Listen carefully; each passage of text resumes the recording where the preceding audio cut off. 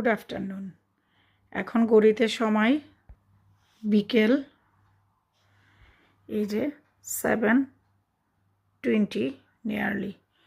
এখন আমি যাব আমার ব্যাকইয়ার্ডে কিছু লাউয়ের চারা লাগানোর জন্য। আজকে সারাদিন আমার কাজ ছিল, কাজ থেকে বাসায় ফিরলাম, ফিরে এখন খাওয়া দাওয়া করলাম, খাওয়া দাওয়া করে আসর নামাজ পড়লাম। এখন ব্যাকইয়ার্ডে যাচ্ছি লাউ গাছগুলো লাগানোর জন্য। এখন ইংল্যান্ডে একটু একটু বৃষ্টি হচ্ছে, এখন এই সময়টা গাছের জন্য খুবই ভালো, যেহেতু আমি লাউয়ের চারাগুলো লেট করে ফুটেছে, আগে বাহিরে দিতে পারি নাই, তাই এখন দিচ্ছি। আর এখন সূর্যের আলোটা মানে রোদের প্রখরতাটা একটু কম, তাই আমি এখন গাছগুলোকে বাহিরে দিব। চলেন যাই কিভাবে লাগাচ্ছি সেটা শেয়ার করি।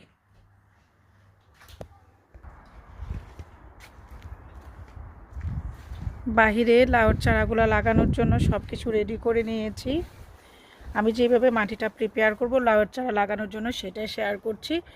এগুলো আমার হাতে তৈরি করা লাস্ট ইয়ারের কম্পোস্ট আর পুরানো মাটি, এর মধ্যেই ভেজিটেবল এবং ফ্রুটসের খোসা এগুলো দিয়ে রেখেছিলাম। আর এখন দিয়ে দিলাম, এগুলো পচে কম্পোস্ট হয়ে গিয়েছে, এখন দিয়ে দিলাম ডিমের খোসা। আর এখানে নিয়ে নিয়েছি কফি পাউডার, যেগুলা কফি আকসার খেয়েছে সেই কফির পাউডারগুলো নিয়ে নিয়েছি। একটা পাত্রে আমি এরকম করে সবসময় জমিয়ে রাখি। আর এখানে আছে কিনা মাটি, এরকম সাইজের দুইটা পটের মধ্যে 2 পট মাটি আছে। আর এখানে আছে ফিশ ব্লাড, চিকেন ম্যানিউর, তারপরে হাড়ের গুঁড়া, এগুলা সব কিছু এখানে আছে। তো চলেন মাটিটা প্রসেস করি। তো প্রথমে তো আমার হাতে তৈরি করা কম্পোস্টের মধ্যে দিয়ে দিলাম আমি ডিমের খোসা 5টা। আর এখন হাতের মুঠো করে এরকম করে মুঠ ভর্তি করে দিয়ে দিব 2 মুঠো এই যে কফির পাউডার। আর দিয়ে দিব এখান থেকে ফিশ ব্লাড, চিকেন ম্যানিউর, তারপরে ফিশ বোন, চিকেন বোন, এগুলা দিয়ে দিব এই পরিমাণ, ধরেন 5টা চামচ এরকম। আর এখন দিয়ে দিচ্ছি নতুন মাটি, এরকম একটা পট দিয়ে দিলাম। আর এটা রেখে দিয়েছি। এখন এই সবগুলাকে ভালো করে মিক্সড করে নিব। এই যে এগুলাকে মিক্সড করার জন্য এরকম একটা খুঁচানোর জন্য নিয়ে নিলাম। এটা কিন্তু বেশ বড়, আমার কিন্তু গার্ডেনিংয়ের অনেক জিনিসপত্র কেনা আছে, যেহেতু আমি গার্ডেনিং করি।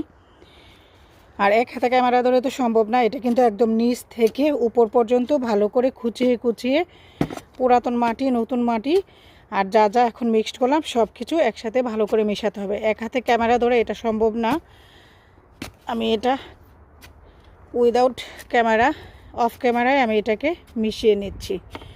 যেহেতু আমার গার্ডেনিংয়ে আমি একাই করি, হেল্প করার মতো কেউ নাই, আর আমি এখন আগের মতো পারিও না, তো ক্যামেরা ধরে আমি পারবো না।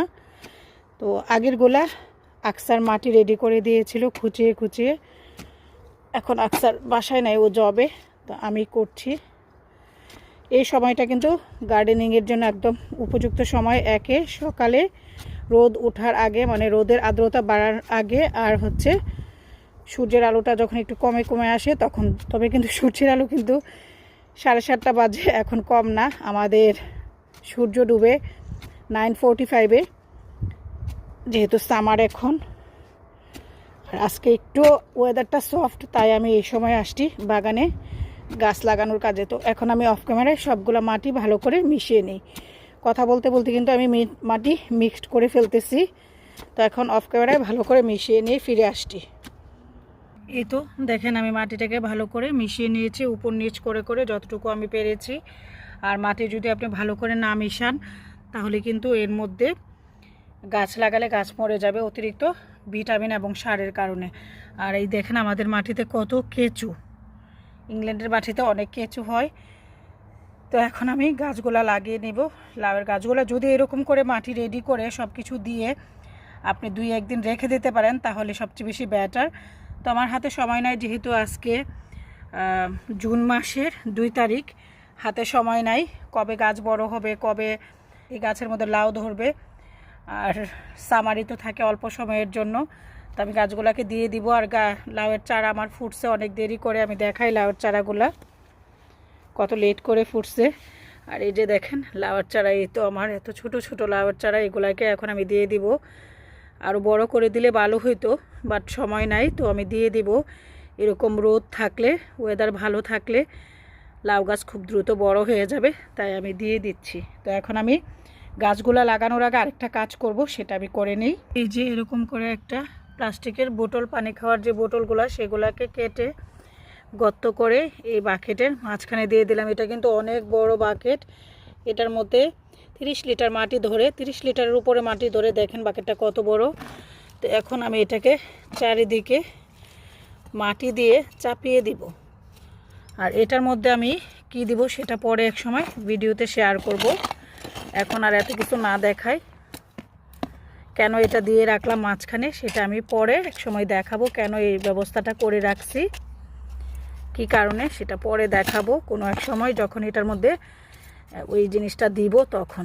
তো মাটিটা আমি লেভেল করে নিয়েছি, এখন আমি এর মধ্যে গাছগুলা লাগিয়ে দিব। এই তো এখন আমি সবগুলা লাউয়ের চারা লাগিয়ে দিয়েছি। আরও কিছু লাউয়ের চারা আছে, এগুলো আর একটু বড় হলে দিব।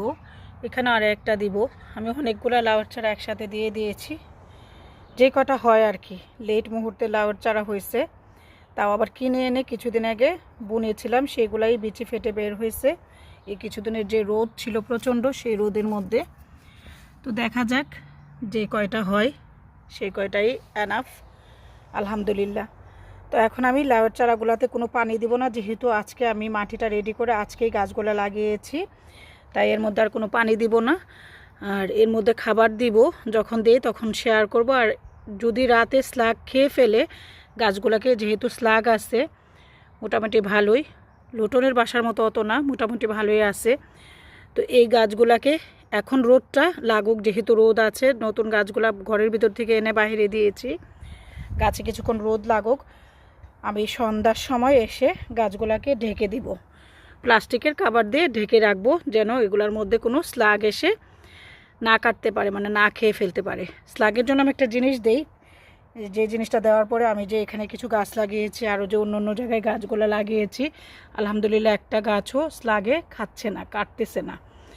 তো ওই জিনিসটাও দিয়ে দেবো। আবার মেক শিওর হওয়ার জন্য, একদম ওভার সিকিউর হওয়ার জন্য আমি আবার ঢেকেও দিয়ে যাব, যেন ঠান্ডায় যেন স্লাগে রাতে এসে না কাটে, না খেয়ে যায়। স্লাগ একদম নিচ থেকে গাছগুলোকে একদম এখান থেকে কেটে দেয়। তো ঠিক আছে, এই ছিল আমার লাউয়ের চারা রোপণ করার ভিডিও, এবং আমি কিভাবে মাটিটাকে ইনস্ট্যান্ট রেডি করে সেটাও শেয়ার করলাম। ইনস্ট্যান্ট রেডি করে কিভাবে আমি লাউয়ের চারাগুলো লাগালাম সেটাও শেয়ার করলাম। আশা করছি আপনাদের ভালো লেগেছে। আপনারাও চাইলে খুব দ্রুত, এখন যেহেতু প্রচুর গরম পড়েছে, এবং একটু একটু গরম পড়ার পরে যখন একটু একটু বৃষ্টি হয়, তখন কিন্তু বৃষ্টির পানিতে গাছ খুব দ্রুত বড় হবে। আর এখন যেহেতু গরম পড়ছে, এই গরমের মধ্যে গাছ লাগিয়ে দিয়ে আপনারা যদি এর মধ্যে পানি দেন, খুব দ্রুত গাছ বড় হয়ে যাবে, এবং বড় হয়ে খুব দ্রুত এর মধ্যে ফল আসবে। এবং সেই ফল, মানে ফল বলতে লাউ আসবে, সেই লাউ আবার খুব দ্রুত বড় হয়ে যাবে। 1 সপ্তাহ 1.5 সপ্তাহের মধ্যে, মানে 1 থেকে 10 দিনের মধ্যে আপনারা লাউ যদি ধরে যায়, সেই লাউ আবার খেতেও পারবেন। যদি অতিরিক্ত গরমের মধ্যে লাউ গাছ হয় এবং সেই লাউ গাছে ফুল আসে, তখন যদি বেশি করে ওই লাউ গাছের মধ্যে পানি দেন, তাহলে। এটা আমি প্রমাণ পেয়েছি, তাই বলছি, আমার অভিজ্ঞতা থেকে আমি বলছি। তো ঠিক আছে, সবাই ভালো থাকবেন। আমি আমার এই ছোটোখাটো টিপসগুলো আপনাদের সাথে শেয়ার করি, যদি ভালো লাগে আপনারা অ্যাপ্লাই করতে পারেন। বিলেতের মাটি থেকে আমি কারিজ আক্তার আমার গার্ডেনিং পর্বে লাউয়ের চারা রোপণ করার ভিডিওটা এই পরন্ত বিকেলে এখানে শেষ করছি। সবাই ভালো থাকবেন, আমার বাগানের এই সুন্দর সুন্দর ফুলগুলো দেখে। আল্লাহ হাফেজ, হ্যাপি গার্ডেনিং।